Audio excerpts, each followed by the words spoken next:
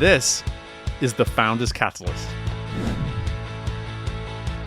Hello, and welcome back into the Founders Catalyst with myself, Steve Meller, and my fellow countryman slash converted U.S. citizen, Lee Povey. Lee, how are we, gentlemen? We are double countrymen. Double. We are. Double. I like that. Yes, we are both countrymen in two countries. I like that. Yeah. How many people can say that? I'm sure there's thousands. But do a podcast. No, but do a podcast together. How many people can say there's that too. Yes, the podcast piece puts us in a much smaller demographic for sure. But mate, listen, I'm excited to talk about this one today. We were chatting as we always do before we press record, and we're going to talk about the topic. And it may seem a bit sensitive, but we're going to talk about the topic of hiring and firing today, because we both work in this world of leaders, of founders, and it's one of the areas of leadership as a founder that we probably aren't talking anywhere near enough about, because these are decisions that can make or break the success of your company, and they're decisions that we're having to make about human beings. And so there's feelings, there's emotions involved. So when it comes to that, I'm curious, on this particular theme, Lee, what do you think is most prevalent for us to be talking about? Where do you think we need to start when it comes to just simply this much larger conversation and theme of hiring and firing? Interesting choice of words when you preface this, Steve. It's a sensitive topic, because it shouldn't be. Right. And I think that's the problem. We put too much emotion into hiring and firing, and we do ourselves a disservice when we do that, and we do the people that we work with a disservice when we do that. So offline, before we started, what led us to this topic was when we were talking about ourselves as sports coaches and how we were able to be emotionally close with our athletes and know where those boundaries were, so that we could also be able to, pick a team and select athletes and deselect athletes and give athletes hard feedback. And I think this is where people struggle in leadership, is they struggle with the boundary of, are we friends right now having a beer and talking about our lives, or am I your leader right now? And human beings want to be liked. And we sometimes take actions to be liked that go counter to what are the right choices in that moment in time. And I get it. We are programmed to be liked, and also not being liked feels very painful, because in tribal times that would have likely led to you being ostracized from the community, and that meant death. So not being liked can feel like death if we make that assumption. And it's how we know now that that's not the modern world, that's not the world we live in, and how can we make good choices for ourselves, our organizations, and for the people that we're leading, and sometimes letting somebody go is a good choice for them too. Yeah, and the initial thought that I got as you were talking there is, how can we ensure that we're leading with the right component of the relationship, right? How are we focusing on the right part of the relationship as we build a relationship? To your point, we want to be liked. We want to build a friendship potentially. So many, and this might even be our next topic for discussion on another episode, is like we want to be a family, right? We want our company to be a family. We want to tell everybody that we're a family. And a lot of my work is actually challenging this family mindset and trying to shift organizations into what would be more of a high-performing mindset, and understanding that in order to do that, what are the pieces of family that we need to let go of, and what are the pieces of the family that we need to actually hold on to. Again, this could be a future episode, but at the heart of that, for me, I think back to how I form relationships with athletes to be able to shift from a relationship as their coach to maybe a relationship as a friend in certain capacities. But for me, the question was always, what is the primary reason for the relationship? What is the primary cause for why we've even been put together on this in this universe, on this planet, into this ecosystem that is our organization, or a cycling team, a swim team, whatever it is. And it's like, if we forget why the relationship is happening in the first place, then it becomes very difficult for us to know what is the main driving factor for that relationship and what our focus needs to be on, which is where I go to respect. It's like, without respect from a supervisor direct report relationship, from a coach to an athlete relationship, what good is friendship? What good is any other emotion if we don't have this initial respect at the core of the relationship? So I'm just curious from your perspective, mate, when you think about either the work you're doing with clients or going back to when you were coaching athletes, was it respect that you were always thinking, hey, how do I establish this first before anything else? Or was there another piece of the relationship equation, if you will, that you were maybe considering? Two things I want to address there. So I'm going to quickly address the family thing. I see that a lot, especially in smaller scale companies that are kind of, 30, 20 people and less. And it's one of the first things that we try to remove is calling each other fam and family and turning it to we're a team. And if you think of it from the sports model, people come in and out of teams. And the core of the team often stays the same, at least for a generation, but people come in and out of teams and understand it's a job. And part of that, we may form close relationships with people, but that's a byproduct of being around people that you may like or may not like. It isn't the focus, as you said. And I think that's a really astute observation, Steve, is what are we here for? What's the focus? The focus of a team is to perform. Now, in a sporting environment, that is to typically win enough games to be able to get to some kind of championships and then win the championships. And in a work environment, it is to be able to have a product or service that works, that supports the livelihoods of the people in the organization and any investors outside of the organization, and that hopefully does something meaningful for society. Certainly that's the kind of organizations that I want to work with. And any friendships made are a byproduct of that. They're not the aim of that. And I think that's where people make mistakes. People think you need to be friends to work well together. And actually, no, you need what you talked about, which is a respect for each other. And friendship can come off the back of that, as long as we're clear about when we're being friends and when we're being colleagues and when we're being leaders and when we're not being leaders. And it should never be the aim. The aim should be we're here to create something together, something that we're proud of. And respect is earned by, I think, you being very clear in your actions, how you show up. And something that I know both of us strongly believe in all of the coaching roles that we've had, and especially now as leadership coaches, is candor and clarity.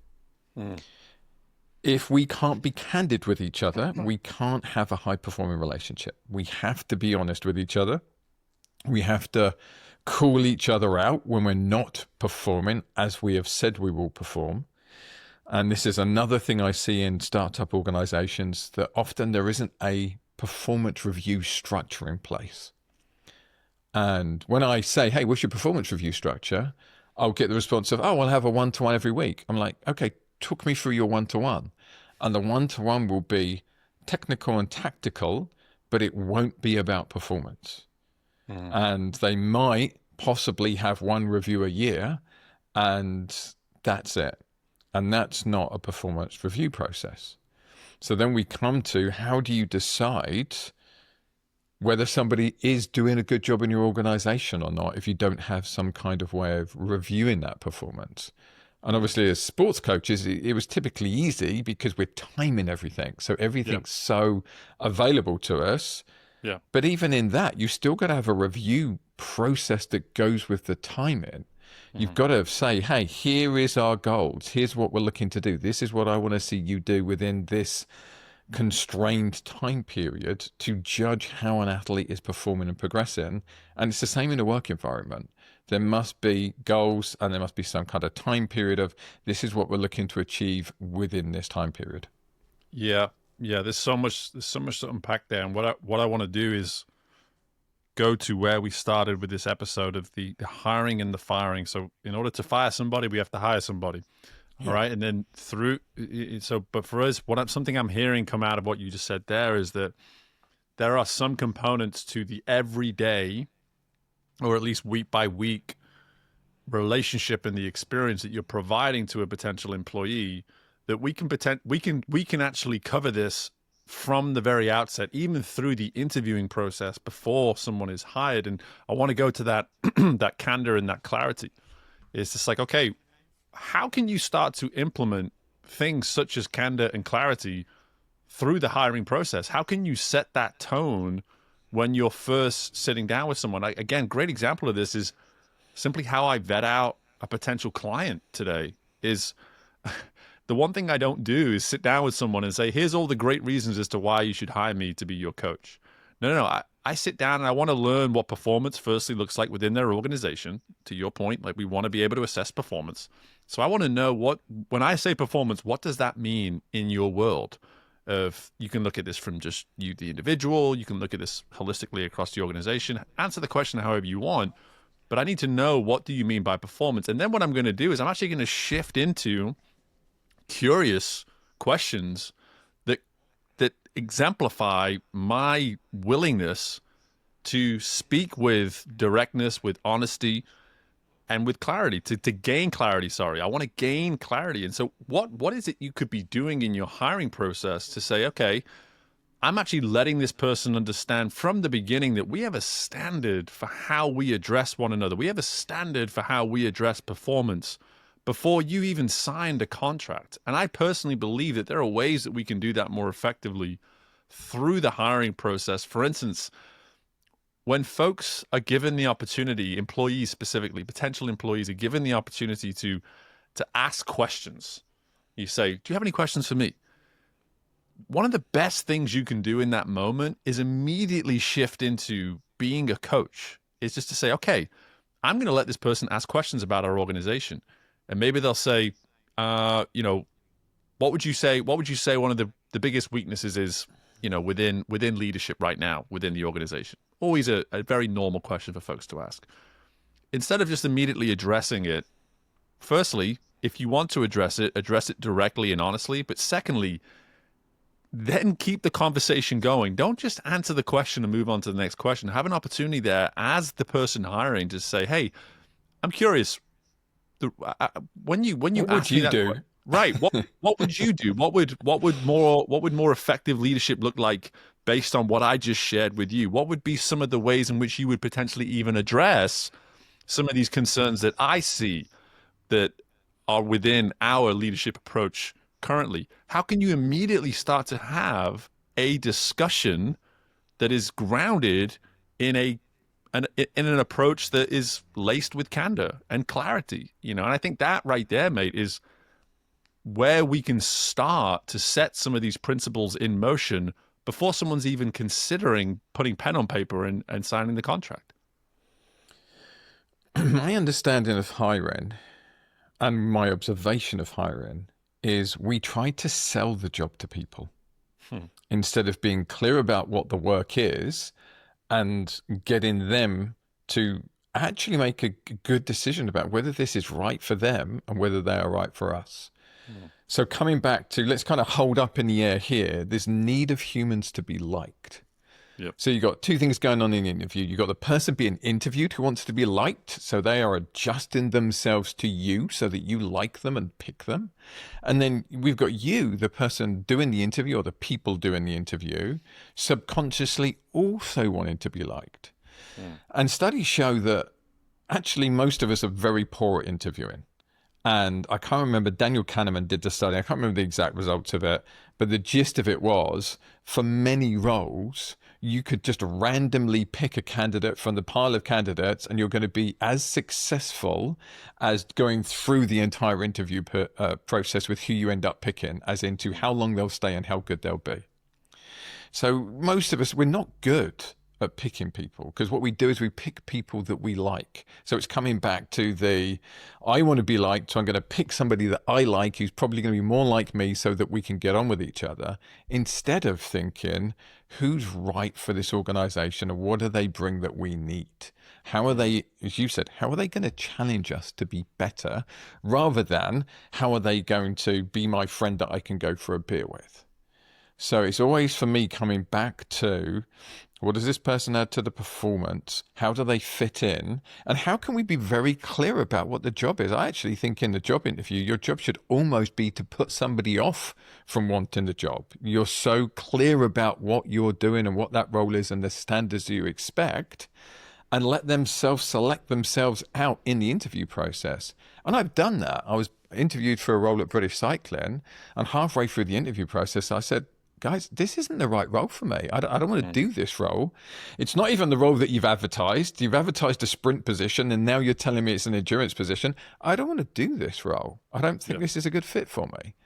So I think the candor, as you say, it starts from the very beginning. We're clear about who we are. We don't sugarcoat what's going on for us. Another thing I see that I help organizations with is they want to get their organization ready for a new hire. So I'll hear people going, oh, I want to fix this and I want to fix that. And I'm like, no, that's what you're bringing this person in for. That's their job. It's like when you have someone over for dinner. It's like when you have someone over for dinner. Got to get the house ready. Got to get the house ready for them to come over for dinner, and it's like, not. No, that's fine. That's okay. It's when you tidy. No, it's when you tidy before the cleaner comes. It's the same thing, right? Okay, all right. Yeah, you're tidying before the cleaner comes, and you're hoovering before the cleaner. It's like, you don't show off to the cleaner. Is my wife listening to this right now? It's mine. Well, you don't show off to the cleaner. You don't clean before the cleaner comes. Yes. And it's the same thing. We're hiring people to fix things, right? To solve problems. I think there's a better way of saying it. We're hiring people to come in and solve problems that we have, or to take us in new directions, and then we're trying to fix it before we have them, or pretend we don't have the problem that we're hiring them for. Mm-hmm. So I think that's where it's really important to be clear is, hey, this is where we're at, and this is what we'd like you to do, and this is what we're struggling with. How would you deal with that? Ask those questions in the interview. Yeah, and what I really love about a couple of things you said there around, if you're sitting and thinking about the hire through the lens of, hey, who's right for the organization, and how can this individual potentially help us perform better?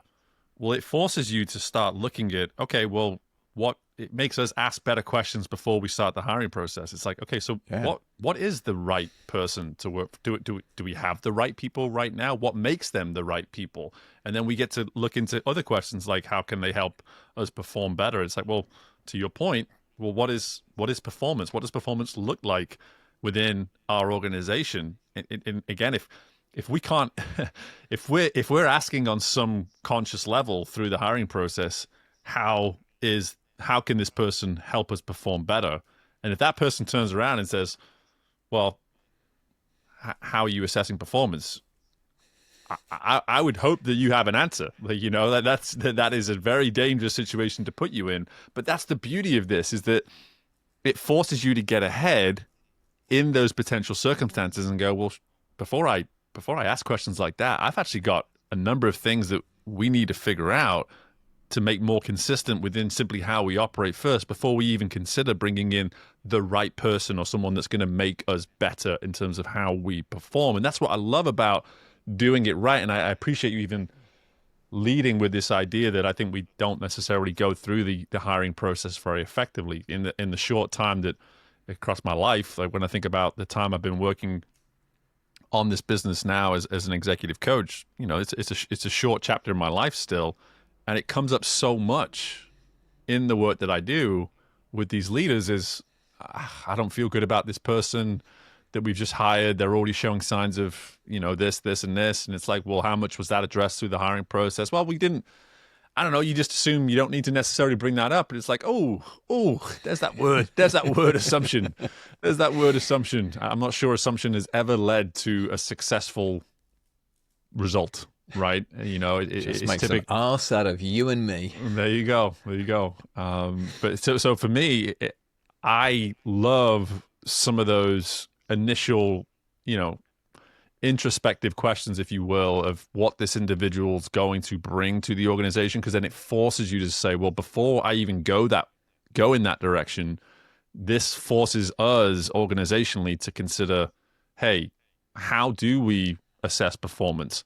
How do we know what a right person is versus a wrong person is within our organization? Because right there, mate, suddenly we get on the other side now, and we've created the accountability system necessary for us to be able to make potentially easier decisions around the firing process as well.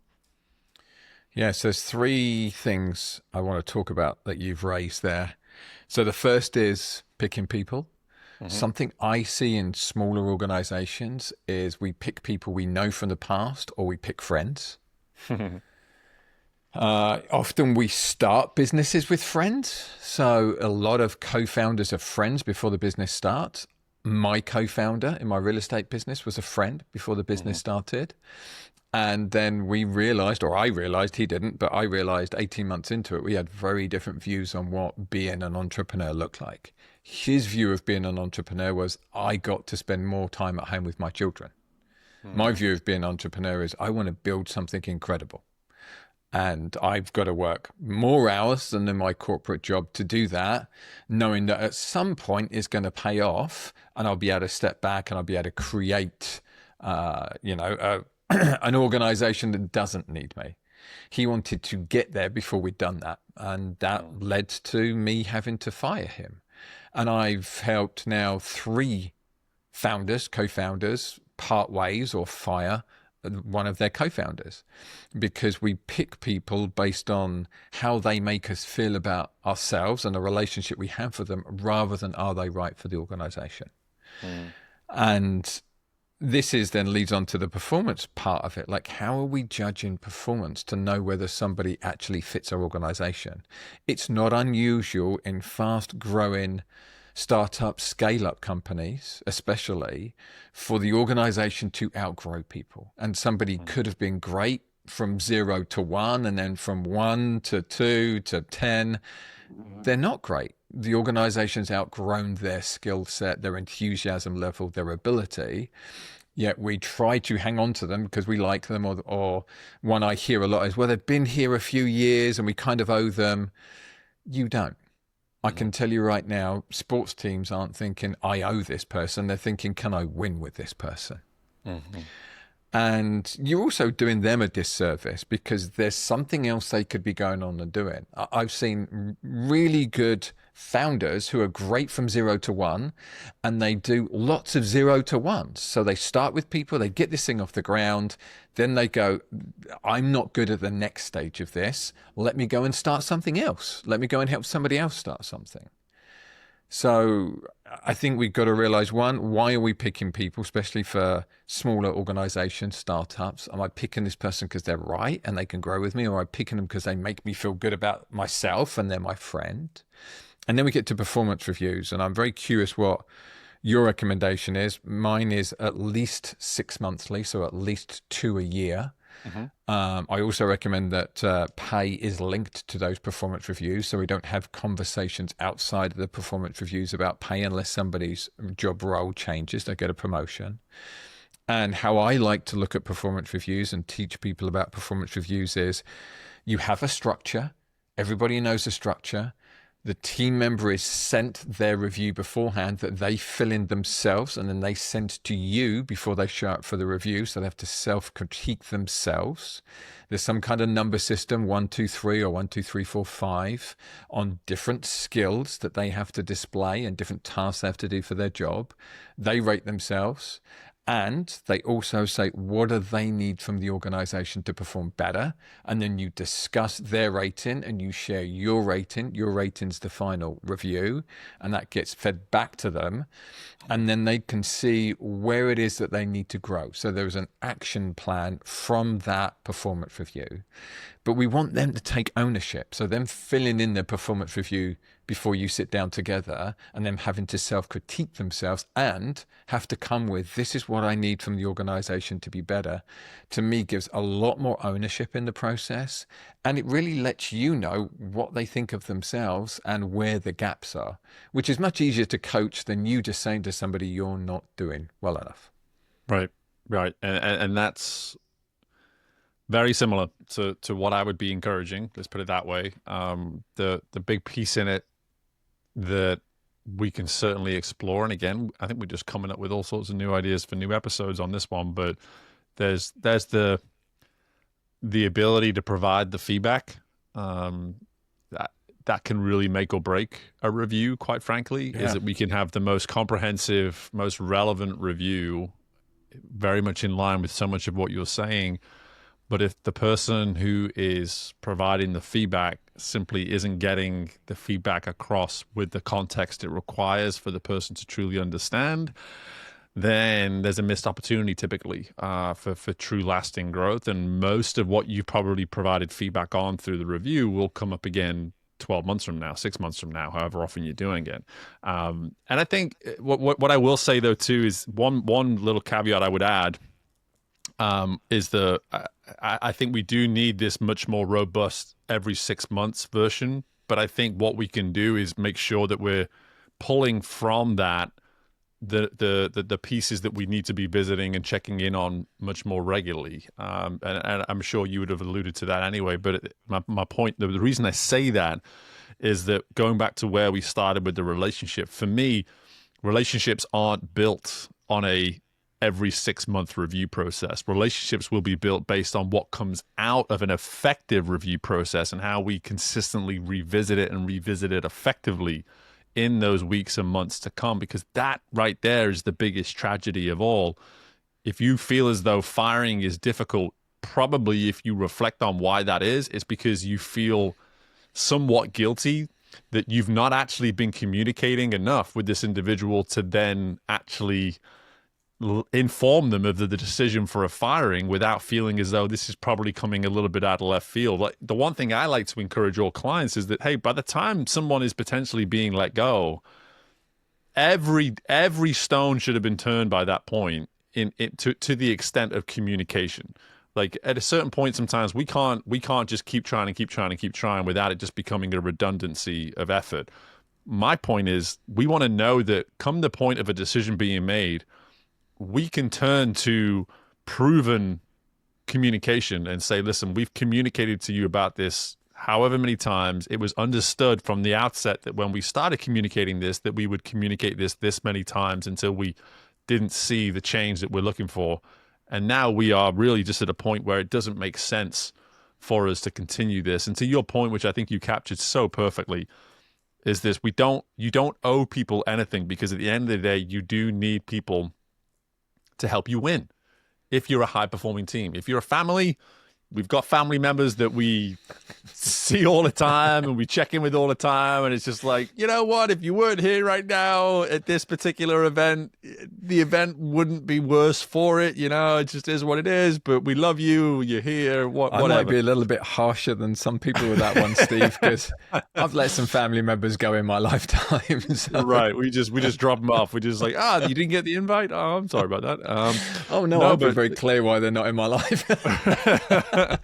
But then for me, like that's some of the pieces there, right? You know, it's just this idea of, are we willing to communicate consistently? Are we willing to build the relationship, based off this candor, based off this clarity, and do it consistently enough to where we can turn around at the end of the day and say, listen, we did all we could, but at a certain point, us not making the decision now is going to hurt our team. It's going to hurt our organization. It hurts everybody, right? Because it hurts that person who could be going and doing something they're better suited to. It hurts your organization in a multitude of ways. They're not producing what you need them to produce, and other people are looking and going, why isn't that person been fired? They're useless, or they're not good enough. Why are they still here? So it hurts your credibility with the people that you lead. I was part of a group called EO, so Entrepreneurship Organization. There's also EOA, Entrepreneurship Accelerator. I really liked it, and I'd recommend anybody listening to look into it. And it's just an organization to get entrepreneurs together, and they have 4 training days a year and just various kind of, you have a little coaching group that you belong to, and it's good to hear from other entrepreneurs. So I thought it was a really good organization. And one of the things that came from the more experienced leaders in it was always this continual theme of hire slowly, fire fast. And I see the opposite. I see people hiring quickly because they want to get a position filled, and they're worried and, oh, I've got to get this filled, and we're stressed. And so not waiting for the right person, but just getting a bum in the seat to get it done. And then, as you're saying, they then think, I will coach this person to be what I need to be, instead of hiring the right person in the first place. And then they see it almost like this challenge of, oh, let's see if we can get them to where we want to be. And often without actually giving real feedback and real clarity, and then they wonder why it fails. So I completely agree with what you were talking about. Often I go into new organizations, even large organizations. I work with some 400 people organizations, and feedback is always lacking. It's one of the first things that we address is how to give feedback, and are we doing it? And feedback is, am I recognizing what people are doing well and reinforcing it and making sure that they know that that is good and I want to see more of it? And am I looking for those growth opportunities, and am I sharing it with them? And it's not unusual for me to walk into an organization, interview a bunch of people, and for them to say, I don't know how I'm doing, which often leads to, I feel really insecure, I think I might get fired. And I'm like, well, why are you thinking that? Well, because I don't think I'm doing a good job because nobody's telling me how I'm doing. And I'll speak to the leaders and like, oh, that's a fantastic member of staff. They're doing really well. You need to tell them. You need to let them know. Yeah, and we get back to assumption again. That is one of the predominantly biggest comments that I that I hear of when I'm working specifically with entire executive teams, is that they'll say, well, we haven't seen this from such and such a person in so long, and we just assumed that, they'd figure it out. They figure it out, and like, why wouldn't they? Because it's so obvious. And it's like, well, assumption, obvious. It's like, that's but part of the reason we assumption is because we've leveled up probably above the individual that we're now assessing, and we're not actually giving that person the credit that is due. With the fact that, no, part of that evolution is them becoming aware of it the same way you were at some point made aware of what you are now able to see with such an obvious perspective. Like you never always saw it from an obvious perspective. It was never something you always assumed. It's something you learned, and now it allows you to make the assumption. And I think so much of what you're alluding to there with those types of individuals that say, I don't know how I'm doing, it's because they're probably being led by someone who's too busy assuming that this individual either feels good about what they're doing or they are aware of what they're doing, and no one's communicating to anybody. And something that is typically absent is that a direct report is rarely going to go to the leader with that initiative of just like, hey, I'd like to get more feedback more often than not. Most people are waiting for the feedback. And so leaders, if you feel as though you're not doing it often, right? If leaders, you're not doing it often, chances are those people that you're leading just, they feel lost. They feel detached from you in some way. Yeah, I see a lot of fear in organizations. Fear of what will the feedback be, and fear of how to give the feedback. Right. This is why I do workshops on how to give feedback, because I think it's just so vital, and people are afraid of doing it clumsily, so they don't do it. And then, as you say, they're hanging on to these resentments, these assumptions. Humans walk around not knowing what they don't know. And then the other person makes these assumptions. Oh, that's obvious. They should know that. Have you asked them? Have you spoken to them about it? Because they have no idea. And if they don't know it, they don't know it. So, yeah, I think feedback is a vital part of it. I want to hark back to something you said a moment ago. I strongly agree with, you should never be surprised to be fired. Yeah. You should go, I know I'm not performing how I should be performing. I'm struggling here. And I think in the right organizations, that person's already looking for a role somewhere else by the time you say, hey, thank you for everything you've done. This isn't working out anymore. Yep. That's the level of feedback that we should always have. You should never have somebody sitting in front of you, looking aghast, completely shocked when you say, it's time, this isn't working out, we're going to let you go and find something you're better suited to. Yeah. It should be, yeah, I get it. Thanks for all the feedback. Thanks for all the support. I need to go and find something different or something I'm better suited to in an organization that fits me better. So, yeah. And then the problem that I see that we have is somebody comes in, we know fairly early it's not going to work. Like I see this so often. My poor wife, who is such a lovely human being, wants to give people huge opportunities and believes in them and is super optimistic about how they'll grow. Yet every time she's had to let somebody go, we'll look back and within the first month, she's like, oh, I don't think this person's going to work out. Yeah. If you feel that at 3 months, and again, I recommend any position that you have, there should be a trial period to it. I think 3 months is enough to have an understanding whether someone's going to work out or not. And if you get to the 3 month mark and you still have doubt, let them go, start again. I understand hiring people is a painful process. Having somebody in your organization who's wrong is much more painful than hiring somebody new. Yep. And we just hate that initial hiring. I've been there. I used to hate losing an admin assistant in my real estate business because I didn't know what they did until I stopped and went, okay, I need to know what they do. So I need to know what I'm looking for and who's good and who isn't good. And that me or one of the other team members can cover until we find someone. And once I had that confidence of what they did and that we could cover them, then it was so much easier to take time to pick the right person rather than, oh, this person's interested in the job. Great, let's get them in. Yeah. And that goes right back to where we were earlier, like knowing what is right for the organization, what is right for this role, what makes this the right hire. We do all that work on the front end. The likelihood of us then identifying someone who's right is much greater.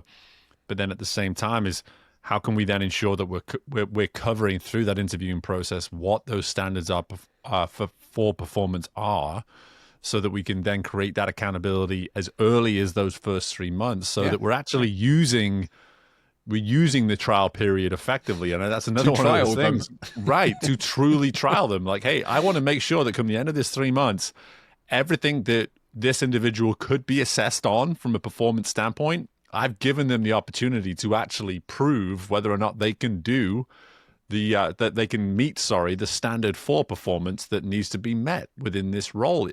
There's a simplicity to all this, but probably one of the biggest takeaways I'm taking from this is that insight from your entrepreneur organization is this idea of hire slowly and fire quickly, because it's so true that we get it the wrong way around. It's so true that we allow elements of the human experience to interfere with the professional experience, the need for us to connect, the need for us to be liked, and that is what gets in the way of us making the right decision for a high-performing team to be exactly that. Because if you've got the wrong people on the bus for too long, no matter what you say in terms of your mission and your values and your goals, you're not a high-performing team, because you're allowing someone to pull high performance from the organization and dilute the impact of what other people are probably doing to make up for that gap that those people are actually creating within your organization. Or they're just reducing the performance level of the organization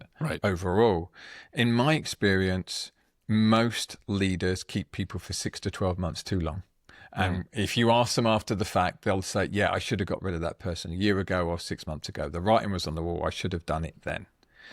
So I think when you feel that somebody isn't working out anymore, you should give yourself a maximum of 3 months, right? They've got 3 months for me to see something different from them. I'd be very clear about what I need to see. Performance reviews. People use performance reviews to typically, in this day and age, document the firing process instead of what it's actually for, which is, let me tell somebody where they're at and where we would need them to be at for them to continue being employed with us. Not, let's just fill some forms in so that we can go, oh, we gave them a performance review. Yeah. If that's the way you're doing it, you have failed that team member. That process should have been started earlier and given them a chance to actually rise to the level that you're looking for. Yeah. And then lastly, as we come to land the plane, which I'm going to do today, that is the first time in 23 or 24 episodes You've that landed the plane. I've done There that. you go, mate. That's growth. Just coming back to this thing about team. It's not just performance of them as an individual, it's how do they fit into the culture of their organization. So another thing I see is people come in that actually are pretty good individual contributors, but for one reason or another, they are not a good culture fit for the organization. Again, that is usually apparent pretty early, and it has a knock-on effect to other people in the organization, their performance, and just how we all feel. If someone's not a good culture fit, don't be afraid to let them go. That is just as important as how do they actually perform. It's how do they impact the people that they work with. If they're a good contributor, but they keep pissing off everybody else around them, that is then affecting the work from other people. Overall, the business is being harmed. Yep. And I appreciate you landing the plane for us, simply because I think there's a couple of topics that have come out of this that we will certainly be touching on in additional episodes around, such as feedback, tracking culture, as you just alluded to there. I think these are key components to any founder and any leader to be able to say, hey, when push comes to shove, we want to know that through either the hiring or the firing process that we are educating ourselves enough, and in turn educating the people that work for our organization enough to know that any decision we make on hiring and any decision we make on firing is supported, is reinforced by things such as culture, by things such as the quality of communication, by things such as the quality of the relationships and the way in which we are conducting those relationships throughout an organization. We want to know that these things are bulletproof, they are solid, they are absolutely foundational within our organization, so that when it comes to performance, we're assessing it effectively, and then we can actually make better decisions around hiring and firing. And one last thing I will mention, if you're an organization, you're a leader that doesn't have any coaching or anything like that, one of my favorite questions to ask, which I would encourage you as a leadership team to ask around anything to do with potential firings, is there a decision, or is there a question, or is there an action we can take today that's going to help us get the clarity we need that we otherwise would have to wait for another 6 months to get? What can we do in this moment today to help us either confirm or reaffirm or deny, whatever it may be, about this individual, about this situation that we need to establish to get to where we need to be today, as opposed to just simply ignoring it, knowing that it will be something we have to revisit 6 months from now? It's a powerful question that has served some really impactful decisions, both in terms of not only firing people, but also actually doing what was necessary to reestablish an individual and make them an asset to the organization. It goes both ways. And I don't want to get off on a tangent and keep going on this episode, but it's a great question to ask as a leadership team, because it forces folks in the room to start getting much more, just improving the decision making in that moment to actually making a more conclusive decision when it needs to be made. But one of the favorite questions I've heard, which I think is a really good one, was if this person left today, went on a sabbatical for 6 months, would you enthusiastically rehire them if they came back to you and went, okay, I'm ready to come back to work, or the new job I tried didn't work out, I'd love to come back and work for you? And if the answer is no, you would not enthusiastically rehire them, why are they in your organization right now? Next episode, Steve, I think we should talk about how to fire someone, because we talked a lot around firing someone, but actually the conversation itself, how does it go? I have a 2-part process to firing someone. It's a little unusual. Yeah. So I'd like to talk about that. I've been trying that with a couple of organizations and it seems to work really well. So I think we need to talk about how you actually have the conversation, how you set up the conversation, and what you're looking to get from that conversation of letting someone go. I love it. A little teaser for you there, folks, and a reason for you to cliffhanger. Is that what you'd call that? Maybe cliffhanger in the. I think we can call it a cliffhanger. Yeah. Yeah. Tune back in to the next episode of the Founders Catalyst podcast. And on that note, Thank you so much for listening, mate. Always a pleasure. I've enjoyed this one. It's been a different one, so I've enjoyed it. Wonderful. Good to spend time with you, buddy. Always, always.